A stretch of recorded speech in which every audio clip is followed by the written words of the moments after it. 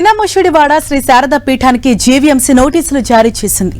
ప్రభుత్వ భూమిలో ఉన్న శాశ్వత కట్టడాలను వారంలోగా తొలగించాలని నోటీసుల్లో మఠం మేనేజర్కు సూచించింది. మొత్తం 9 శాశ్వత కట్టడాలు, కొంత ఖాళీ స్థలం ప్రభుత్వ భూమిలో ఉన్నాయంటూ తెలిపిన జీవీఎంసీ 8వ జోనల్ కమిషనర్ వారంలోగా ఆ కట్టడాలు తొలగించుకుంటే తామే తొలగిస్తామంటూ నోటీసులు ఇచ్చారు. తొలగింపునకు అయ్యే వ్యయాన్ని మఠం నుంచి వసూలు చేస్తామని నోటీసులో జీవీఎంసీ తెలిపింది. ఇక నిన్న శ్రీ శారదా పీఠానికి పెందుర్తి ఎంఆర్ఓ కూడా నోటీసులు జారీ చేశారు.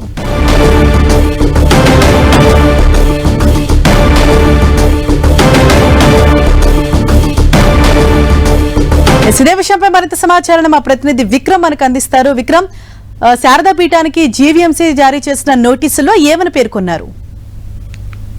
కూటమి ప్రభుత్వం అధికారంలోకి వచ్చిన తర్వాత విశాఖలో జరిగినటువంటి అనేక భూ వ్యవహారాలకు సంబంధించి ఫోకస్ పెట్టడం జరిగిందో అందులో భాగంగా గత ప్రభుత్వం ఏదైతే వైసీపీ ప్రభుత్వం శారదాపీఠానికి సంబంధించి భీమిలి ప్రాంతంలో కొన్ని ఎకరాల భూములను కేటాయించడం జరిగింది. ఇప్పటికే ఆ భూముల కేటాయింపును రాష్ట్ర ప్రభుత్వం రద్దు చేస్తూ నిర్ణయం తీసుకుంది. అయితే ఇప్పుడు తాజాగా కూడా ఏదైతే శారదాపీఠానికి సంబంధించి చెన్ముషివాడలో మఠం నడుస్తుంది. స్వరూపానంద సరస్వతి ఈ పీఠానికి అధిపతిగా ఉన్నారు.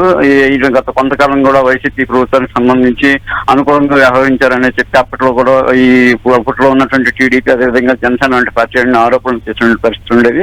అయితే ఇప్పుడు కూటమి ప్రభుత్వం అధికారంలోకి వచ్చిన తర్వాత మఠంలో కొత్త ప్రభుత్వ భూమిని ఆక్రమించి మఠంలో భవనాలు నిర్మించారని చెప్పేసి ఆరోపణల మీద దృష్టి సారించారు. దీని మీద గత కొద్ది రోజుల క్రితం వరకు అధికారులు అదేవిధంగా రెవెన్యూ సిబ్బంది, గ్రేటర్ విశాఖ కార్పొరేషన్ సిబ్బంది కూడా రంగంలో దిగి సర్వే చేయడం జరిగింది. సర్వే చేసిన మేరకు కూడా దాదాపు 22 సెంట్ల ప్రభుత్వ భూమిని మఠంలో ఆక్రమించడానికి కట్టడాలు కట్టారు. అంతేకాకుండా మఠం అధీనంలో ఉందని చెప్పి కూడా ఒక నిర్ధారణకు వచ్చారు. ఈ మేరకు నిన్ననే పెందుర్తి ఎంఆర్ఓ శారదా పీఠానికి సంబంధించిన మేనేజర్ కు నోటీసులు జారీ చేయడం జరిగింది. 22 సెంట్ల తాలూకా భూమిని మఠంలో ఆధీనంలో ఉంది. దీన్ని యుద్ధ ప్రాతిపదికన ప్రభుత్వానికి తిరిగి భూమిని అప్పగించాలని సూచించారు. అంతేకాకుండా ఇప్పుడు జీవీఎంసీ తాజాగా నోటీసు జారీ చేసి అక్రమ కట్టడాలు ఏవైతే ఉన్నాయో వాటిని తొలగించాలని, లేకుంటే తామే కూల్చివేస్తానని, కూల్చివేతలకు అయ్యే ఖర్చులను కూడా వసూలు చేస్తామని హెచ్చరికలు జారీ చేస్తూ నోటీసులు పేర్కొంది. దీని మీద శారదా పీఠం ఎలా స్పందిస్తుందనేది చూడాల్సి ఉంది. కూల్చేస్తారా ఆ నోటీసులో ఇచ్చిన ప్రకారం, లేదా ప్రభుత్వం కూల్చేసారా పరిస్థితి తెచ్చుకుంటారా అనేది చూడాల్సి ఉంది. Thank you Vikram.